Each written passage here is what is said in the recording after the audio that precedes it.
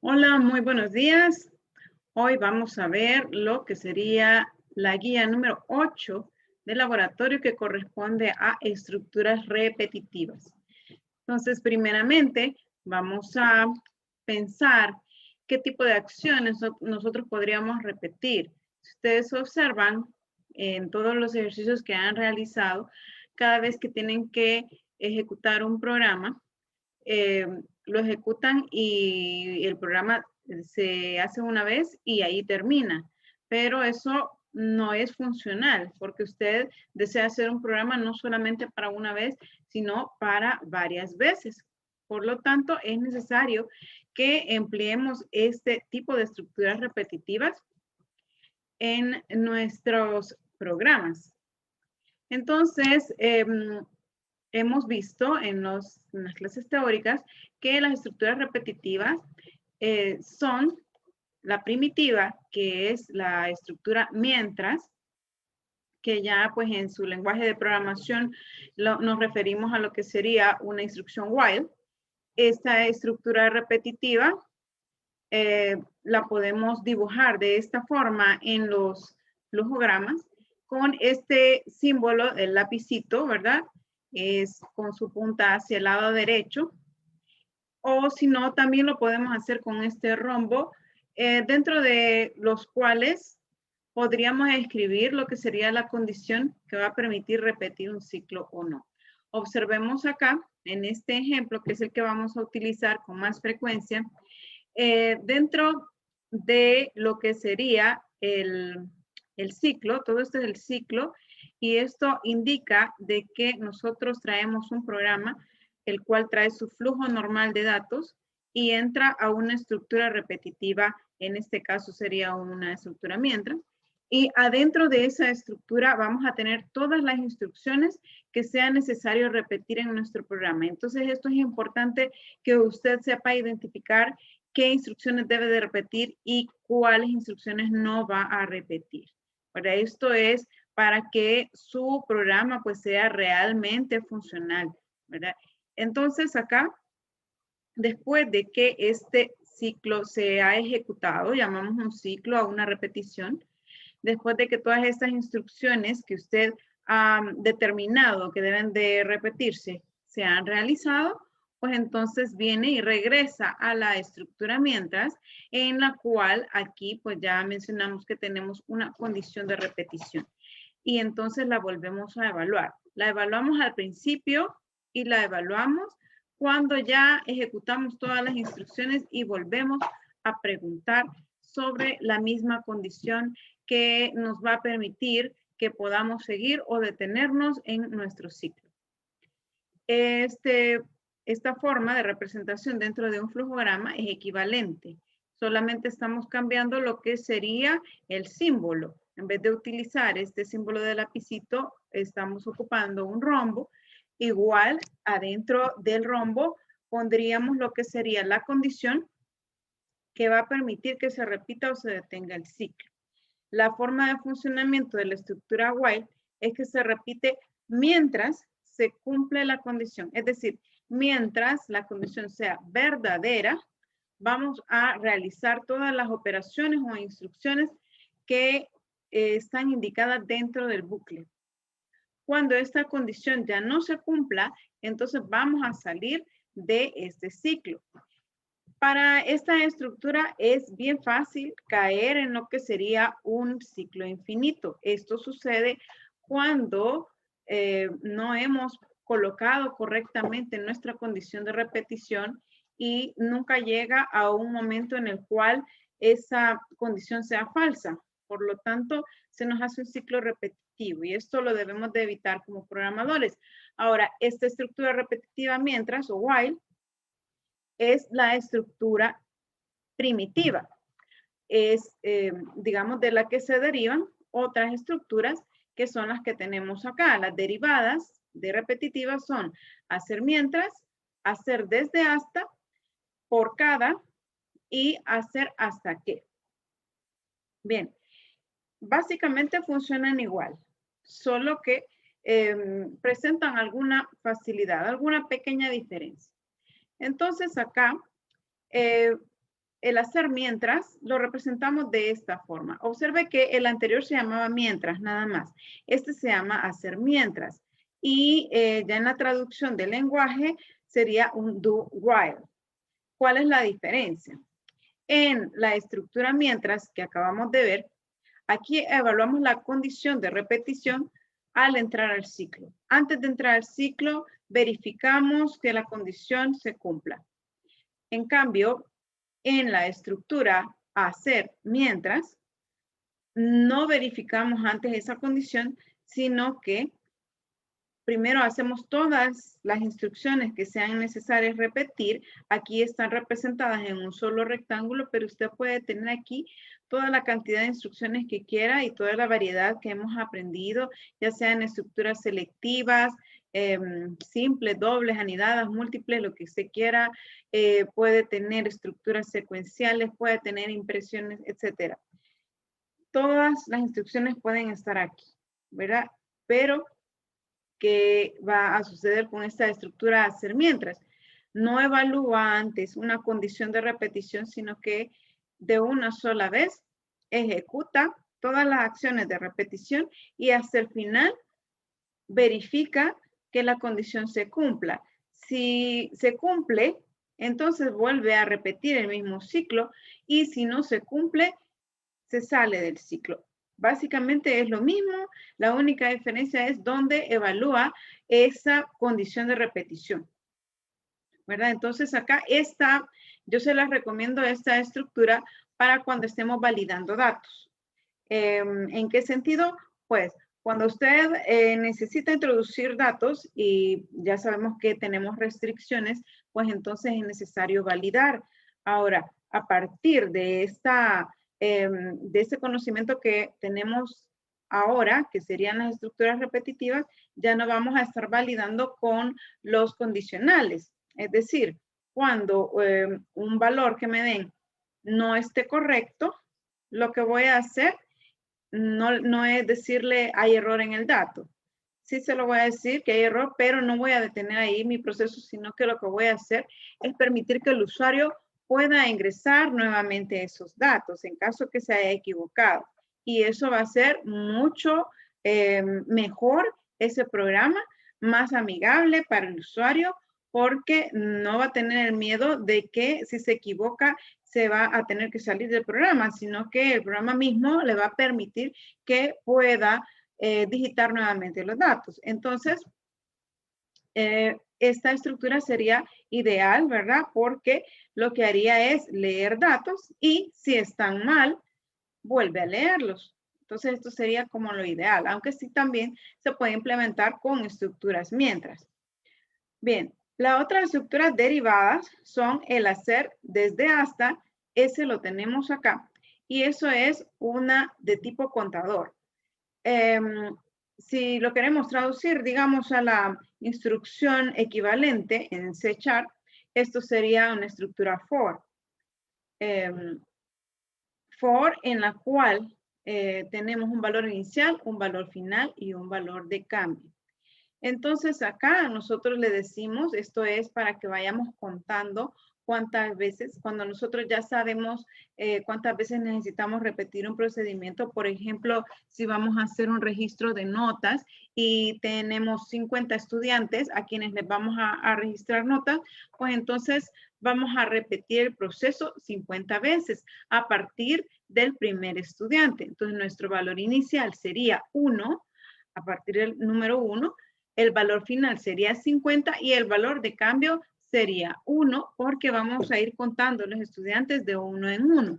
Es decir, aunque sean pues estos contadores, no necesariamente vamos a contar de uno en uno. Usted puede establecer que la cuenta sea de 5 en 5, de 10 en 10, de 2 en 2, como usted necesite de acuerdo al programa que estamos realizando. Eso sería esta estructura hacer desde hasta, que como le digo es la estructura for.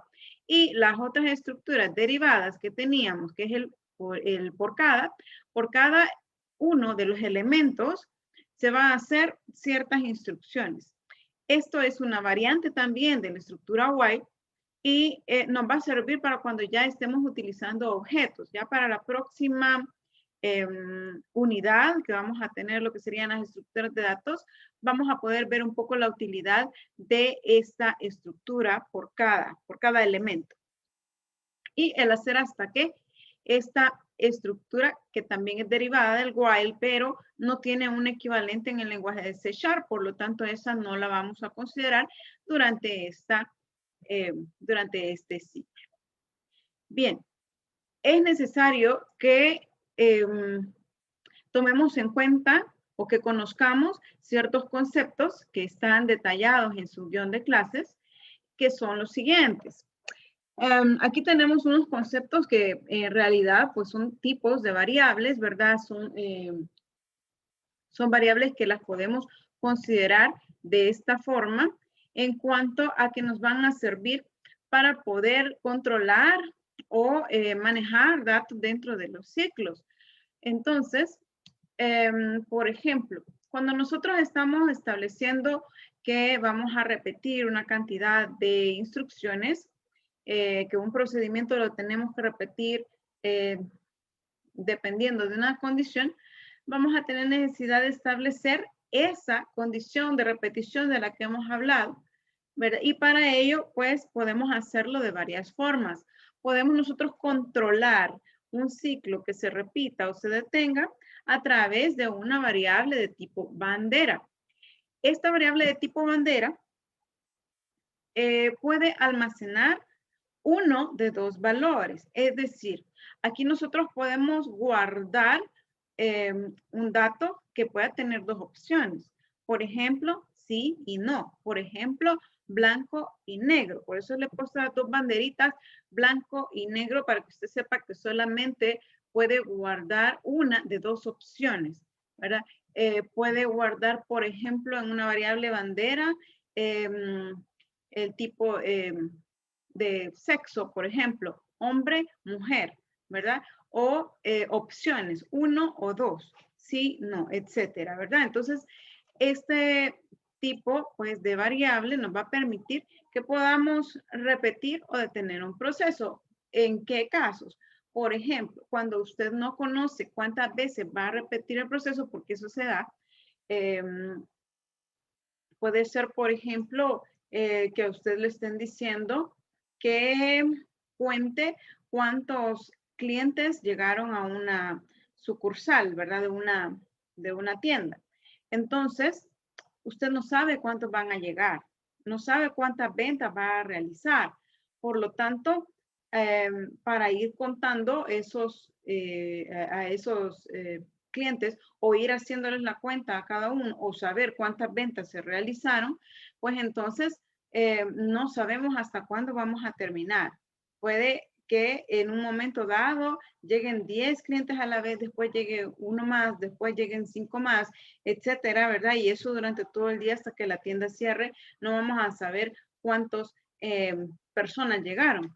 Por lo tanto, aquí sí podemos usar una bandera en el sentido de que podemos, por ejemplo, si el objetivo era calcular el total consumido por una persona, ¿verdad? Sacarle su factura, pues entonces se le saca la factura a un cliente y luego preguntar si queremos introducir otro cliente o otra factura, si queremos procesar otra factura. Entonces, aquí esto se va a repetir hasta que nosotros digamos que no, ¿verdad? Hasta que ya no queramos repetir más el procedimiento de introducir factura. Eso es controlado entonces por una bandera. Ahora, podemos controlar también el ciclo repetitivo a través de un contador. El contador, ya sabemos por definición, ¿verdad? Que un contador lo que hace es contar. Por eso aquí tenemos, mire, 1, 2, 3, 4, 5, 6, 7, ¿verdad? Vamos a contar con esa variable. Por ejemplo, esta variable la vamos a utilizar cuando ya sabemos que cuántas veces vamos a repetir un proceso. Por ejemplo, si me dicen, calcule el promedio de 10 números.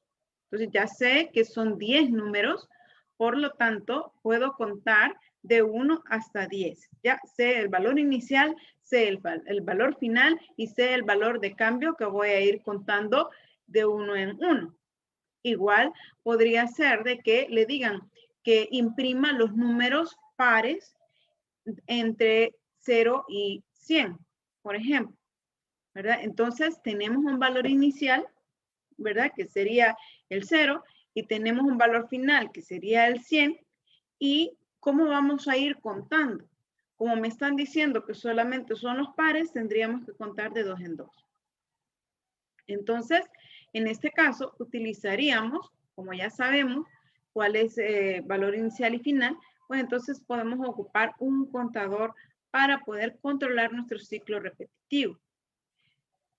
También tenemos un tipo de variable que se llama centinela. Esto es cuando queremos vigilar que un valor se cumpla o no se cumpla, ¿verdad? Esto puede ser de que usted esté vigilando un rango de datos y mientras ese rango se cumpla quiera repetir, pero ya cuando se pase de eso ya no quiera repetir. Por lo tanto, pues el centinela vigila, ¿verdad? Eso es nuestro concepto, nuestra idea que tenemos, el centinela vigila y entonces es una condición, ¿verdad? Por ejemplo, que el número sea menor que 25. Si usted quiere imprimir los números del 1 al 25, entonces mientras el número sea menor o igual que 25, imprímalo, ¿sí? Ya cuando ese centinela, esa condición ya no se cumpla, pues entonces va a salirse del ciclo. Y tenemos este otro tipo de variable que se llama acumulador.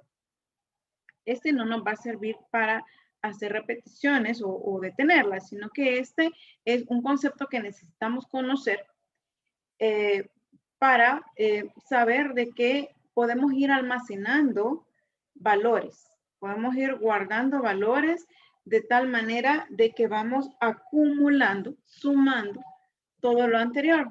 Por ejemplo, cuando necesitamos un acumulador, cuando sacamos un promedio de ventas, por ejemplo, de toda la semana, tenemos 5 días en la semana en los cuales se realizaron ventas y entonces si usted quiere sacar un promedio, ¿qué tiene que hacer? Tiene que sumar las ventas de todos los días y después dividirlas entre el número de días, ¿verdad? Entonces, para hacer esa suma de ventas, lo tendría que hacer en un acumulador, porque ahí vamos sumando todos los valores, ¿verdad?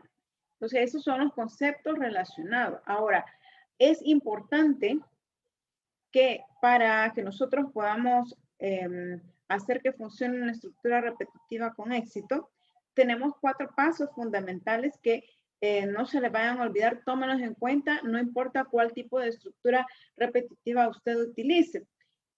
Primero, se debe determinar qué bloque de instrucciones se repetirán y cuáles no. Esto se lo va a dar el enunciado del problema. Usted debe identificar qué es lo que se necesita repetir y qué no debe repetir. Por ejemplo, si está sacando un promedio de notas de 25 estudiantes, lo que debe de repetir es, primero, leer las notas de todos los estudiantes, ¿sí? Debe de repetir, ir sumando cada nota de cada estudiante, la debe ir sumando en un acumulador, ¿sí? ¿Y qué no debe de repetir? No debe de repetir calcular el promedio. Eso lo hace una sola vez, ¿ya? La impresión del resultado solo debe de hacerlo una vez. Por lo tanto, ahí usted determina cuál es el bloque de instrucciones que debe repetir, ¿sí? Luego, el paso número 2 es diseñar la condición de repetición. Eso también lo debe de hacer usted dependiendo del problema, ¿verdad? Si le dicen que son 25 estudiantes que debe de leerles la nota, pues entonces usted va a decir, ¿verdad? Que mientras el número de estudiantes sea menor o igual que 25, pues entonces se repita. Y si no, pues ya se deje de realizar el procedimiento. Luego, establecer una forma en que el valor de la condición cambie dentro del ciclo. Y el último es asegurar que el ciclo se ejecute por lo menos una vez. Veámoslo ya en un ejemplo aplicado. Observemos acá cada uno de los pasos en este flujograma. Este ejercicio lo que hace es imprimir números enteros positivos desde el número 1 hasta la cantidad de números que solicite el usuario. Entonces, si el usuario le dice 10, entonces va a imprimir del 1 al 10. Si le dice el usuario 2000, entonces va a imprimir del 1 al 2000. Entonces, eso es la ventaja de utilizar estructuras repetitivas porque los procesos se repiten, depende de las condiciones que nosotros establezcamos.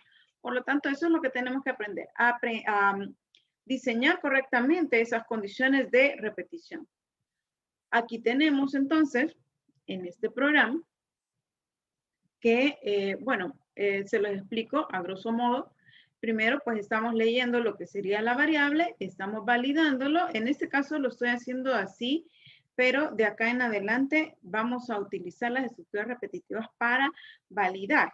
Ya más adelantito les explico cómo lo vamos a hacer, pero ahorita pues para irnos familiarizando, ¿verdad? Leemos el número, verificamos si está correcto, continuamos y si no, nos detenemos, ¿verdad? Y decimos que hay error. Bien, media vez ya tenemos el número hasta el cual vamos a imprimir, pues entonces vamos a meternos en un ciclo repetitivo. Observe acá cómo lo tenemos. ¿Cuál es nuestra condición? Lo que queremos es imprimir el número. Queremos imprimir los números desde el 1 hasta el número leído, ¿verdad? Ese número leído se llama cant num. Lo voy a agrandar por si no se alcanza a ver. Bien, ese número se llama cant num. Por lo tanto, aquí tengo yo cuántos números quiero y voy a empezar desde 1. Ojo con esto, ¿verdad? Le estoy poniendo que voy a empezar desde 1 esta variable que se llama num. Entonces, los pasos para que a usted le resulte que le funcione correctamente la estructura repetitiva es, primero, diseñar que esa condición de repetición esté correcta. En este caso, estamos repitiendo este ciclo y, lo primero es establecer cuáles son las instrucciones que vamos a repetir. Entonces, ¿qué vamos a repetir? Imprimir el número. ¿Cuál número? Desde el 1 hasta el número que la persona haya indicado. Ojo que allí habíamos puesto que num era 1, ¿verdad? Por lo tanto, vamos a ingresar acá y num vale 1.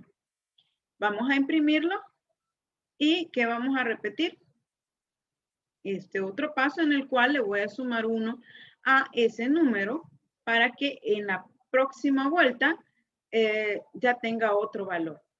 Entonces, ¿qué voy a hacer para ingresar? ¿Cuál es mi condición de repetición? Que el número sea menor o igual que la cantidad num que me está diciendo el usuario. Entonces, si el usuario me dijo 5, pues entonces num inicialmente valía 1, ¿verdad? Es 1 menor o igual que 5, sí, por lo tanto, es verdadero y entra e imprime num. Num vale 1, ¿sí? Entonces, este fue, el primer paso fue determinar qué es lo que vamos a repetir. El segundo paso es establecer nuestra condición de repetición. Luego, adentro de este ciclo, tenemos que asegurarnos de que este num tiene que cambiar. Si no cambia este num, entonces este ciclo va a estar imprimiendo eternamente el número 1. ¿Sí? Entonces, para cambiar este num, tenemos que hacerlo de alguna forma, ¿verdad? Que cambie ese valor. En este caso le estamos poniendo que num sea igual a num más 1. Eso significa que al mismo valor le vamos a sumar 1 para ir contando. Entonces, esto es una variable de tipo contador. Esto es un centinela, es una condición que está controlada por un contador. ¿Ya?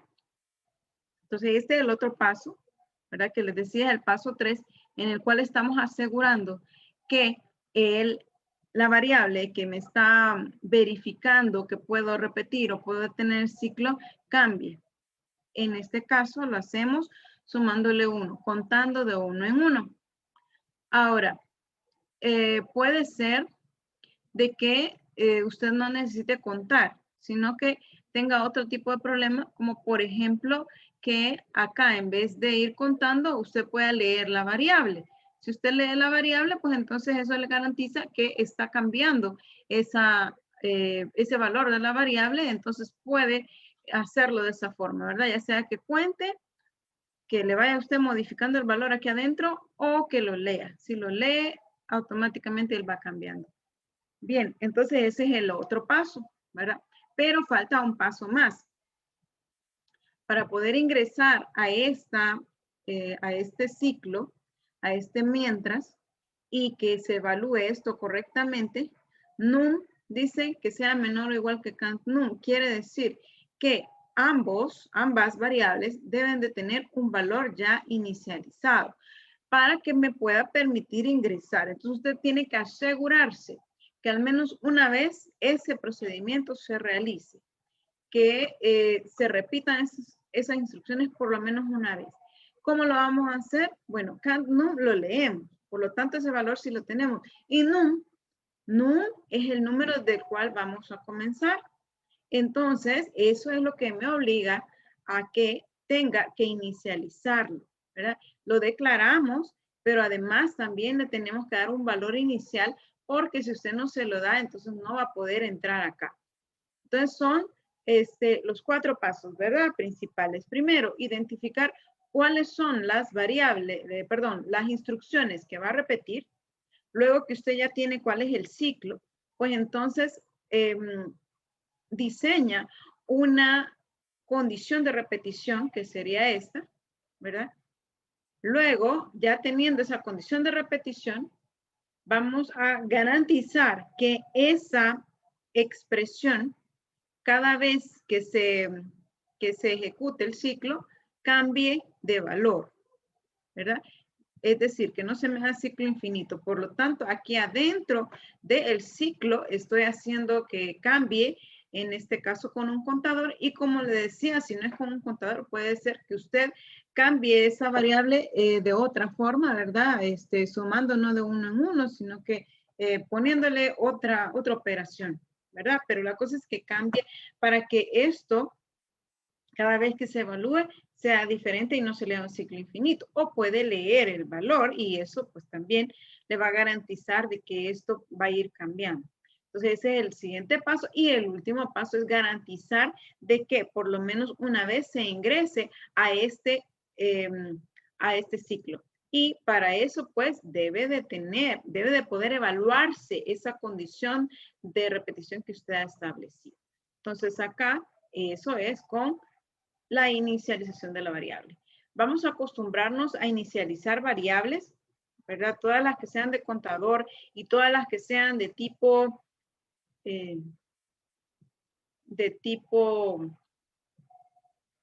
de acumulador, también deben de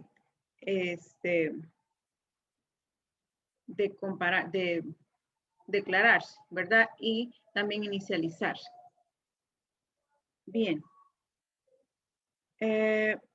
Vamos a continuar.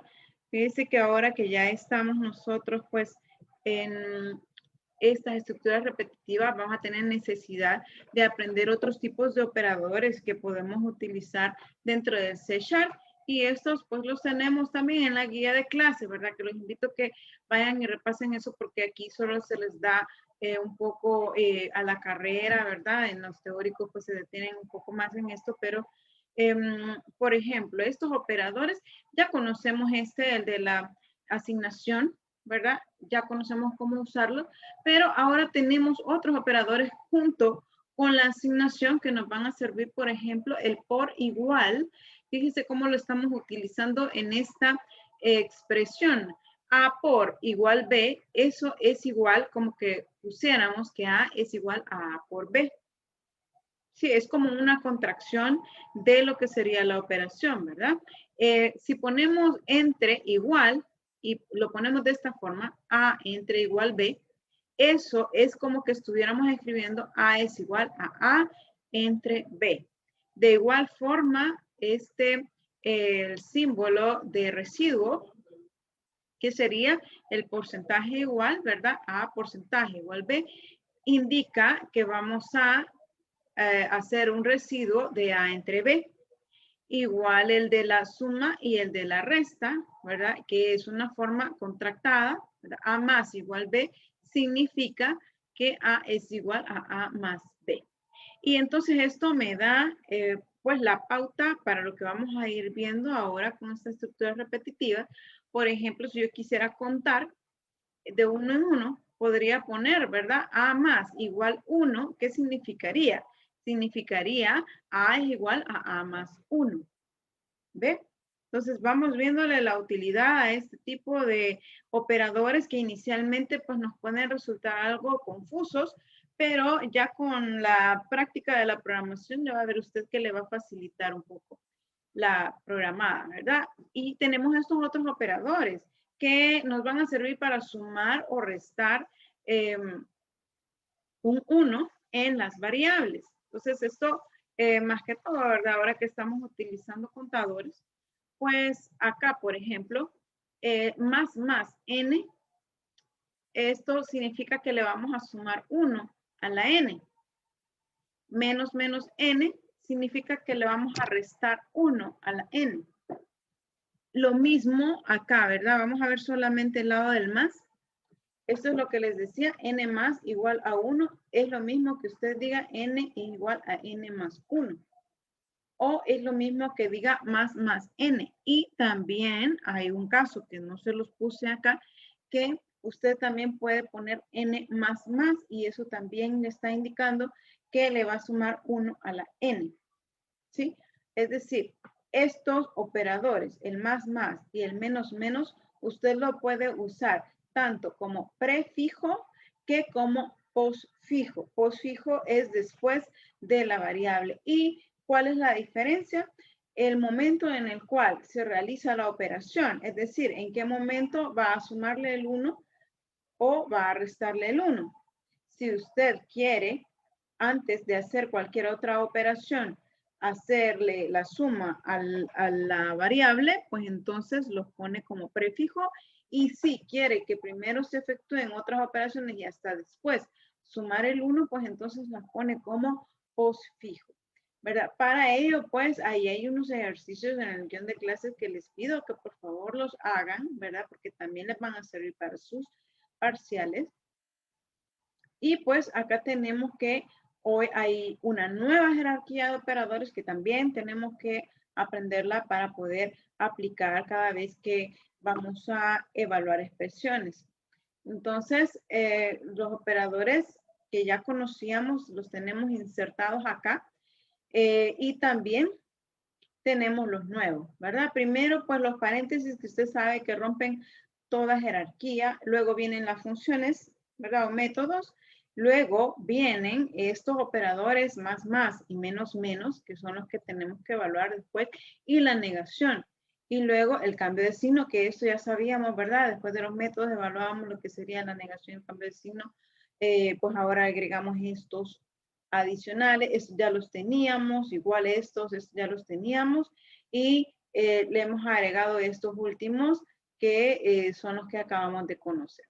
Bien, pues ahí se acaba lo que sería la parte teórica y como les comentaba, vamos a tener que aprender a validar datos ahora con las estructuras repetitivas. ¿Por qué? Porque es más fácil que usted diseñe un programa en el cual si la persona se equivocó al introducir un dato, que no solamente le diga hubo error y lo saque del programa, porque el usuario no le va a gustar ese programa y no lo va a usar.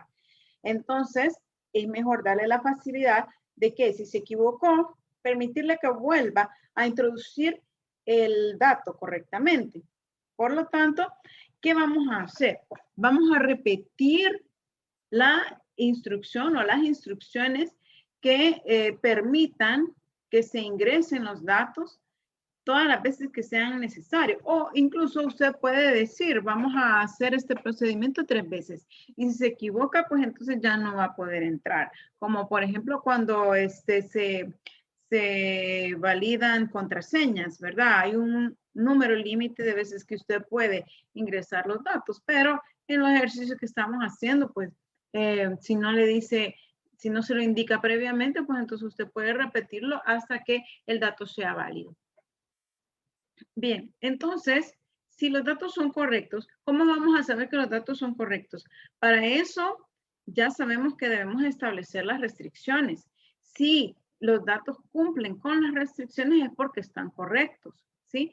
Si no cumplen con esas restricciones es porque están malos esos datos. Por lo tanto, si alguien pone una edad negativa, o si alguien pone una edad en decimales, o si alguien pone una nota que sea, por ejemplo, 11.3 y usted sabe que la escala es de 0 a 10, entonces eso está mal, ¿verdad? Entonces, ¿qué va a suceder? Hay que verificar si el dato está malo, pues entonces vuelvo a preguntar. Y si está correcto, entonces no tiene que hacer nada, sino continuar con el procedimiento. Entonces, ¿cómo vamos a hacer para validar los datos? Lo puede hacer usted de dos formas. Primero, negar las restricciones, es decir, si no están correctas las restricciones, si no cumple con las restricciones, entonces vuelva a leer. O puede decir usted, puede poner las contrarias, ¿verdad? Si las restricciones están al contrario, entonces tiene que volver a leer los datos. Lo vamos a ver entonces con ejemplos ya propios, ¿verdad? De la guía. Entonces, veamos acá un ejemplo de la guía. Y les voy a ir explicando pues las estructuras repetitivas como las estamos empleando. Este ejercicio no se lo puedo explicar todito porque es bastante largo, está bastante completo. Además, les voy a publicar otro ejemplo que está más completo, ¿verdad? Y pues aquí tenemos este. Un profesor de informática tiene en su grupo 80 alumnos inscritos, es decir, usted no va a hacer este procedimiento para una persona, va a ser para 80, los cuales realizaron 5 evaluaciones en todo el ciclo. Vamos aproximándonos a la realidad porque cuando sacamos un promedio no es de una sola nota, ¿verdad? No solo les hago un parcial y ahí ya salió su nota de ciclo, no. Hay varias notas que por lo menos son 5, ¿verdad? Y los grupos dicen que son 80 alumnos, muy bien. Entonces el docente dice necesita entregar a la coordinación un informe que contenga la siguiente información.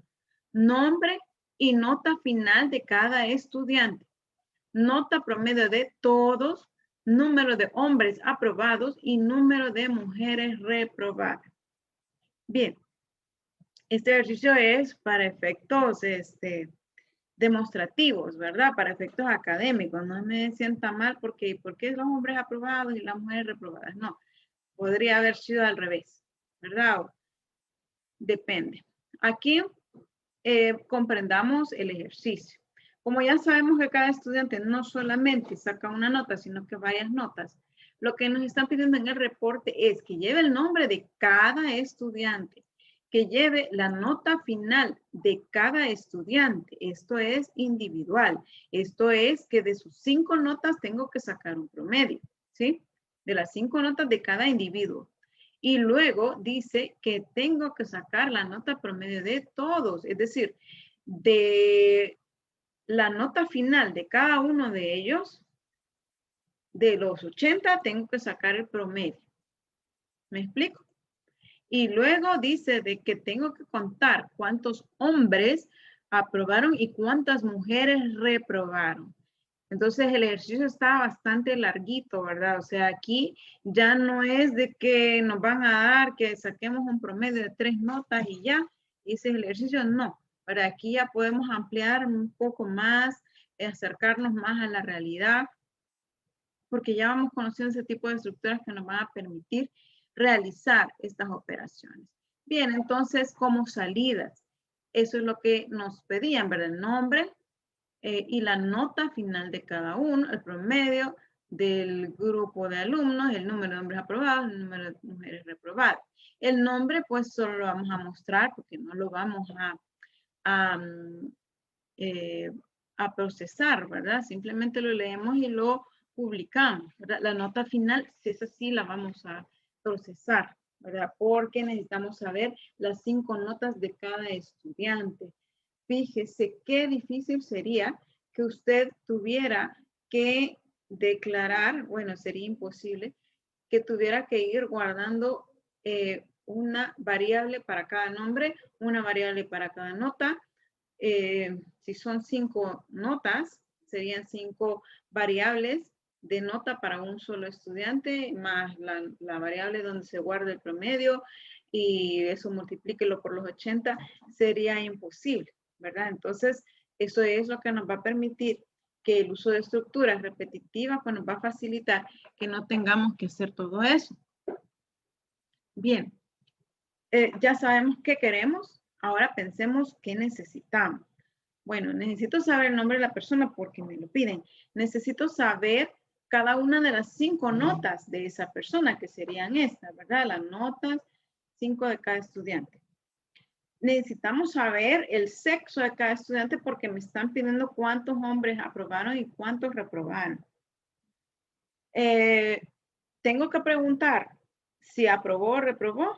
No, eso lo tengo que calcular dentro del programa, ¿verdad? Ahí es donde vamos a determinar si aprobó o reprobó. Ahí es donde vamos a ir contando cuántos hombres aprobaron y cuántas mujeres reprobaron. Entonces, ¿qué más necesitamos saber? ¿Cuántos estudiantes son? ¿Verdad? En este caso dice que son 80. Podrían haber sido más, bien, o menos, ¿verdad? Ahí depende. En este caso nos dicen que 80. Aquí tenemos pues el diagrama top-down que vamos a aplicar, en el cual estamos realizando estos módulos que se llaman validar sexo, validar nota, imprimir resultados. Bien, toda esta parte de la definición de variables se las dejo para que ustedes la repasen en la guía. Y hay cosas importantes que debemos de considerar. Por ejemplo, las restricciones. Como ya sabemos cuáles son nuestras entradas de datos, que serían las notas, el nombre, que no debe de estar vacío, ¿verdad? Eso no lo hemos puesto acá, pero sí considérelo. Y necesitamos también el sexo. Entonces, aquí tenemos ciertas restricciones que hemos planteado. Primero, que para que una nota sea válida, si nuestra escala de notas es de 0 a 10, entonces debe de estar dentro de este rango. Eso lo escribimos de esta forma, que la nota sea mayor o igual que 10 y que la nota sea menor o igual que 10. Quiere decir de que todos los valores incluidos en este rango son válidos. Eso estamos queriendo decir. Y también estamos considerando que es correcto que el sexo pueda ser 1 o sea 2. Esto lo estamos determinando en las variables de entrada, que en este caso, si usted observa, acá no hemos puesto variables de entrada porque las vamos a ingresar a través del módulo validar sexo. Esto lo tenemos que aclarar acá en el módulo principal, ¿verdad? Tenemos que aclarar a dónde es que vamos a ingresar, porque aquí solamente estamos ingresando en este módulo el nombre. Bien. Ahora, estas variables, entonces, estas restricciones, que el sexo sea 1 o 2, pues entonces lo debemos de considerar, ¿verdad? Veamos entonces cómo nos queda el procedimiento. Esta parte a usted le puede resultar algo compleja, pero recuerde que esto solamente es un listado de los pasos que debe de realizar para poder solucionar el problema. Entonces, primero tenemos que saber cómo resolver el problema. ¿Verdad que ya sabemos cómo leer? ¿Sí? Leemos y validamos, ¿verdad? Aquí, fíjese, no se concentre en esta parte, concentrémonos en esta parte. Es como determinar individualmente cómo resolvería usted el problema. Primeramente, pues aquí decimos leer el nombre, correcto, ¿verdad? El sexo, validar el sexo, es decir, que en este módulo ahí vamos a leerlo y a validar que el sexo esté correcto. Luego, igual leemos la nota dentro del módulo validar nota, ¿verdad? Ahí lo leemos y la validamos, ¿verdad? Y luego, pues, si ya tenemos una nota, aquí estamos haciendo una nota, la vamos a ir sumando en un contador, ¿sí? Este su 1 va a ser la suma de un estudiante, ¿sí? Entonces sería su 1, que es el nombre de este contador, más la nota de ese estudiante que acabamos de leer. Ah, pero lo que sucede es que cada estudiante tiene 5 notas. Por lo tanto, yo tengo que leer y validar esta nota 5 veces, ¿sí?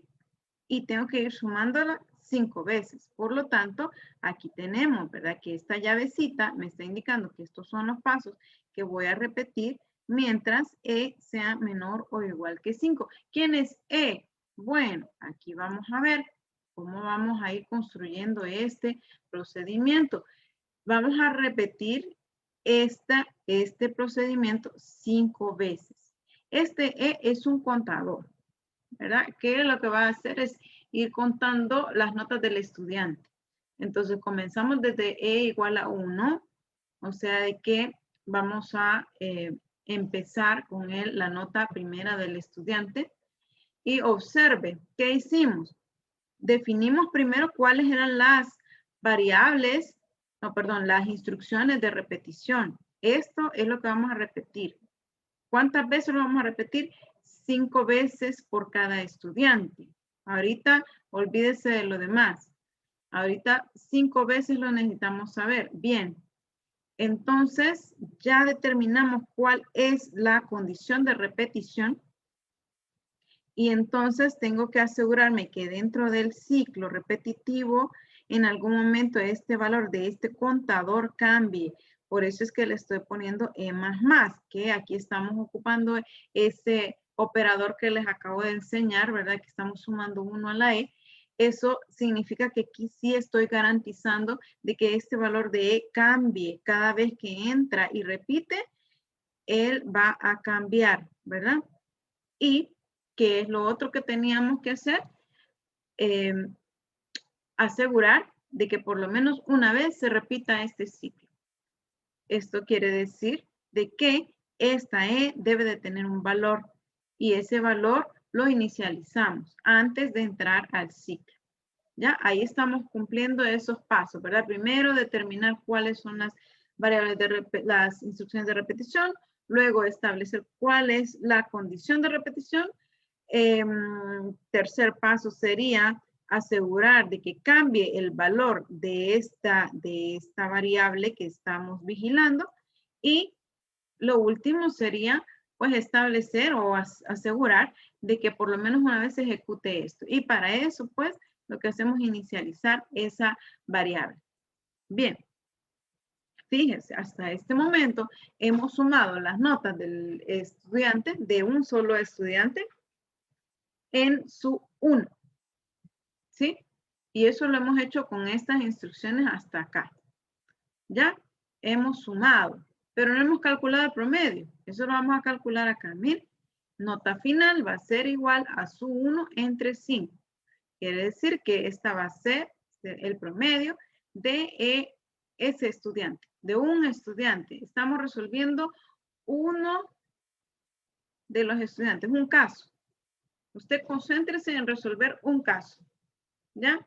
De ahí, lo que va a hacer después es repetir lo mismo. ¿Ya? Pero usted tiene que asegurar de que un caso lo resuelve bien. Por lo tanto, aquí, hasta este momento, estamos resolviendo que se encuentre cuál es el promedio de un estudiante. ¿Sí? Bueno, inmerso, acá vamos a tener que poner una instrucción para poder imprimir el nombre, para poder imprimir esta nota final, ¿verdad? Para que vayamos viendo los resultados en pantalla, porque si no, vamos a ir perdiéndolos, ¿verdad? Si no lo hacemos en este momento. Bien, hay algo más. Como tenemos que conocer cuál es el promedio de todos los 80 estudiantes, entonces debemos de ir guardando en otro acumulador que se va a llamar suma. Ahí vamos a ir guardando lo que sería cada nota de cada estudiante. Entonces le voy a poner que suma va a ser igual a suma más esta nota final, perdón, esta nota final, ¿verdad? Aquí lo vamos a ir acumulando. Perdón, ahí les taché. No es correcto ese tachón. Pero bien, voy a continuar. Entonces, hasta acá, estamos sumando esas notas por cada estudiante. Ahora, recordemos que también nos están pidiendo de que, digamos, cuántos hombres aprobaron y cuántas mujeres reprobaron. Para eso, pues preguntemos, ¿verdad? Si sexo, ya habíamos leído sexo, ya se había validado esa variable, es sexo igual a 1, el 1 lo hemos puesto como masculino y el otro sería femenino, ¿verdad? El 2 sería femenino. Entonces, si sexo es igual a 1, es decir, que es un hombre, pues entonces nos interesa saber si pasó esa nota, si aprobó. Entonces le preguntamos, ¿es nota fin mayor o igual que 6? Si es sí, entonces vamos a ir sumando en un contador. Miren, tenemos un contador que se llama hombres aprobados. Y entonces aquí con solo darle más, ahí ya estamos sumándole 1 a esa variable y por lo tanto esta variable la tenemos que inicializar en ¿cuánto? La tenemos que inicializar en 0 porque inicialmente tenemos 0 hombres aprobados. Luego esta mujeres reprobadas igual la tenemos que inicializar en 0. Aquí quedó en más y es igual acá, ¿verdad? Ahí hay error.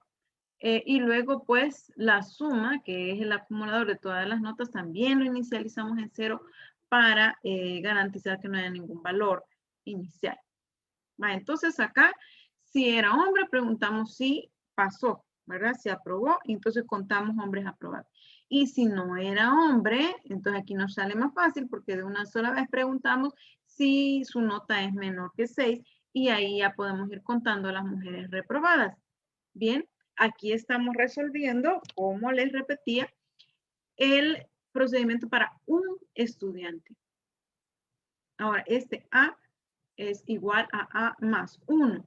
¿Qué es este A? Es un contador que está contando lo que serían los alumnos. ¿Sí? Los alumnos. Bien, ¿de dónde saqué este A más 1? ¿Cómo se me ocurrió? Bueno, sucede que usted con todo lo que hizo anteriormente, todo esto que hemos verificado, este procedimiento, hemos resuelto el caso para un estudiante, pero necesitamos que ese procedimiento se repita para todos los estudiantes, ¿sí? Para todos. Entonces, vamos a repetir todo esto que está enmarcado en las llaves, lo vamos a repetir 80 veces, ¿verdad? Por lo tanto, aquí el centinela me está indicando que A tiene que ser menor o igual que 80. Entonces, ¿cómo voy a saber que ya llevo 20 estudiantes, que ya llevo 10, que ya llevo 50, que ya llegué a 80? Es este contador que me los va a ir dando. Entonces, lo hemos puesto porque se necesita, no es porque el problema me indique ponga A, ponga B, ponga un contador aquí, no. Usted lo tiene que determinar. Entonces, acá el A lo hemos colocado, ¿verdad? Acuérdense que aquí todo esto son las instrucciones que vamos a repetir. Lo que está aquí afuera no se repite. Observe, esto no se repite, no está dentro de las llaves. También aquí no hemos colocado lo que sería ya el cálculo final del promedio. Para eso se va a realizar en otro módulo, ¿verdad? Que es el de imprimir resultados. Y entonces, estas son las instrucciones de repetición, ya las identificamos, es el paso 1. Luego, identificamos cuál va a ser nuestra condición de repetición. Entonces, es mientras A sea menor o igual que 80, repetimos el mismo proceso, ¿sí? Repetimos mientras no lleguemos hasta el último estudiante, ¿verdad? Vamos a comenzar de primero hasta el número 80. Sí, esto es nuestro paso 2, establecer cuál es la condición de repetición. Luego, como tenemos un contador, ¿verdad? Tenemos que asegurarnos que dentro del ciclo ese contador cambie de valor. Y eso lo hacemos con esto, ¿verdad? Que A sea igual a A más 1. Este lo pudo haber puesto usted A más o más A, o pudo haberlo puesto A más igual 1. Entonces ahí tenemos varias formas ya de poder escribir la misma instrucción. Este es el paso 3, ¿verdad? Es establecer una forma en la cual cambie el valor de la condición. Y luego el otro paso es asegurar que por lo menos una vez entremos a este ciclo, ¿verdad? ¿Cómo hacemos eso? 80 ya tenemos el valor y A debe de tener un valor para poder ingresar a este ciclo. Por lo tanto, vamos a inicializarlo en 1 porque vamos a ir contando, ¿verdad? Desde el primer estudiante. ¿Sí? Entonces ahí tenemos ya nuestro proceso y lo demostramos, lo hacemos ya en el flujograma de esta forma. Aquí hemos colocado el rombo y no quiero que se me vaya a equivocar pensando que esto es un sí, ¿verdad? Porque para empezar, pues observe que es diferente el dibujo, el trazo de este rombo con el de la estructura condicional. La estructura condicional tiene un lado derecho del sí y un lado izquierdo del no. En cambio, este rombo lo estamos haciendo hacia abajo, el verdadero, ¿verdad? Y observe que después de todo el flujo de repetición, todo el ciclo, él regresa hasta antes de la estructura para poder ingresar nuevamente, ¿sí? Entonces acá hacemos este ciclo 50 veces. Mire, a partir de este, repetimos todo esto y regresamos acá una vez, 2 veces, 3 veces, 4, hasta llegar a 80. Cuando el contador llegue a 81, va a venir y va a comparar. 81 es menor o igual que 80, no, entonces se va a salir. Ya no va a ser el número 81, sino que se va a salir a imprimir los resultados. Veamos algo interesante acá. Esto es una estructura mientras. Acá estamos utilizando una estructura desde hasta. Esto es un contador que se los voy a explicar con más detenimiento en la próxima sesión. Y solamente, ¿verdad? Tenemos esa estructura acá. Los invito a que lo lean y les voy a explicar cómo vamos a validar. Tenemos este método que se llama validar nota, que no lleva ningún parámetro. Y observe que como tenemos que ingresar 5 notas por cada estudiante, pues acá no estamos repitiendo los 5 veces, sino que solamente una vez lo que hacemos es leer la nota y validar esa nota y devolver una nota ya válida, ¿verdad? Entonces, ¿qué tenemos que verificar para que la nota sea válida? Ya habíamos establecido en las restricciones que la nota debe estar entre 0 y 10, inclusive esos datos. Entonces, estamos haciendo acá una estructura mientras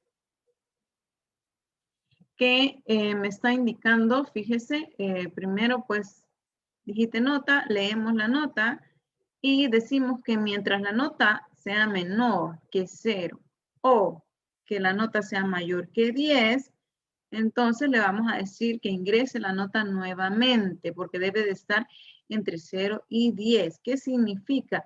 Observe que esta no es mi restricción. Esto es lo contrario de mi restricción y eso es lo que yo les decía, que acá nosotros podemos hacer en el ciclo mientras preguntamos lo contrario, ¿verdad? Preguntamos lo contrario en cuánto que estamos validando, solamente cuando estamos validando, no en todos los casos. Si estamos validando de que la nota esté en un rango, pues yo lo que estoy preguntando en este momento es que si no está en el rango. Si no está en el rango, vuelvo a leer. ¿Ya? O sea, si la persona me puso que sacó 12, entonces yo le voy a mandar el mensaje y le voy a decir que no es posible, que tiene que estar entre 0 y 10 y la vuelvo a leer la nota. Entonces la persona vuelve otra vez y, por ejemplo, me pone -5, ¿verdad? Entonces le volvemos acá Y como vemos que esta condición se cumple, es decir, que está pues en los valores que aquí dice de que tengo que repetir, pues entonces vuelva a decirle, ingrese nuevamente porque tiene que estar entre 0 y 10. Entonces vuelve la persona a digitarlo y ahora sí le pone, por ejemplo, 3.5.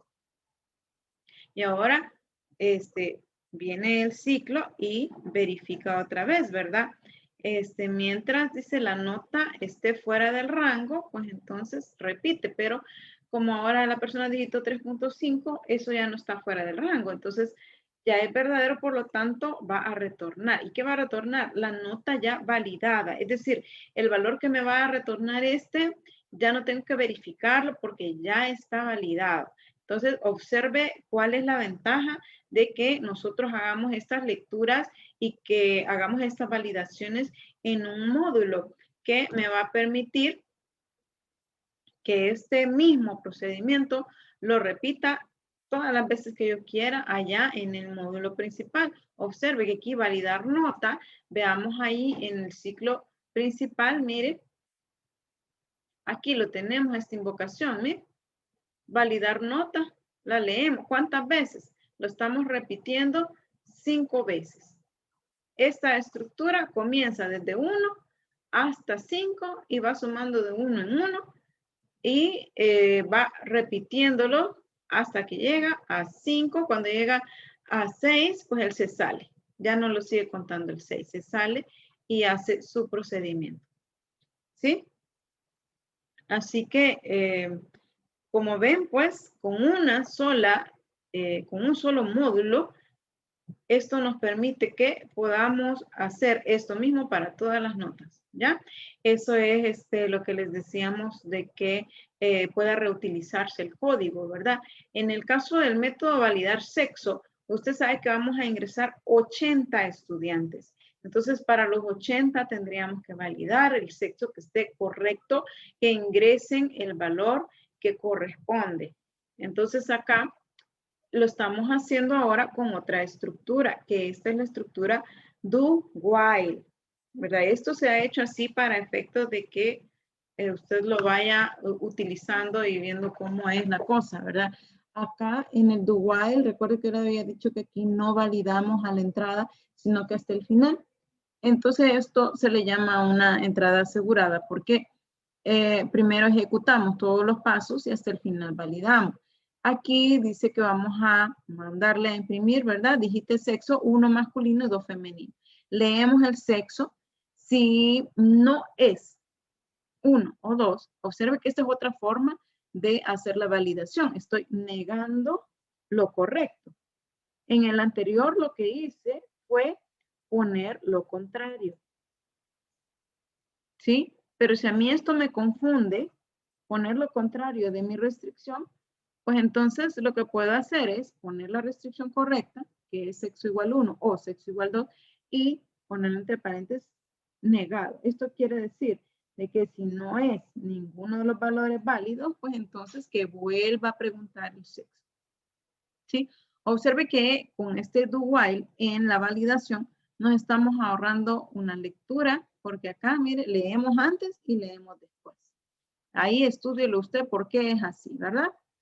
Y luego, pues ya después de validado, retornamos el sexo. Y bueno, en la impresión de resultados está el promedio. Bien, nos quedamos aquí con la explicación y nos vemos la próxima semana.